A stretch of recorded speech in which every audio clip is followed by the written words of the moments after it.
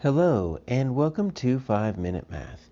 Today we are looking at the 8th grade concept of using the Pythagorean Theorem. This is standard 8.7c in the great state of Texas, and we are using item number 33 off the 2017 released STAAR test. If you have not done so already, please go ahead and take a moment to pause the video, work this problem out on your own, unpause it, and we will look at our answers together.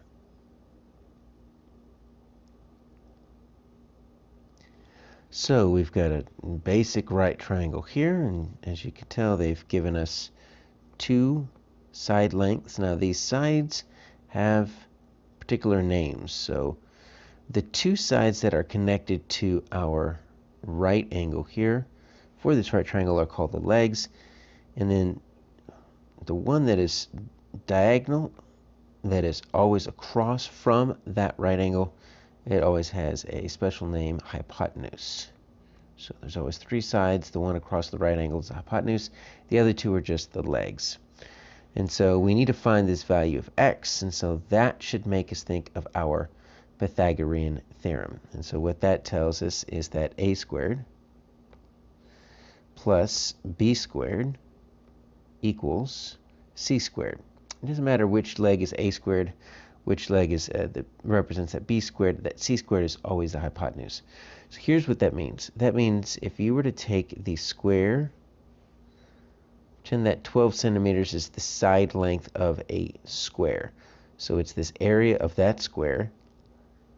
And then this square is obviously going to be off the screen. So let's just kind of pretend that goes right down there. So this is going to be a squared. This is going to be b squared. If you take this area plus this area, it actually equals, this is also off the screen, the area of that square. So no matter what your right triangle looks like, if you take the squares that are connected off the two legs, add them together, you get the square that's connected off of the hypotenuse. So let's plug that into some actual numbers that we could use. So here's my a, 12. So a is going to equal 12.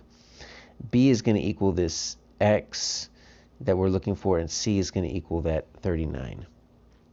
So when I'm looking at my a squared plus b squared equals c squared, I can actually plug in two of those three unknowns. So my a squared is 12, so I'm going to say 12 squared plus b squared equals, and then my c is 39, so 39 squared. And those do not mean 12 times 2 or 39 times 2. That's 12 times itself and 39 times itself.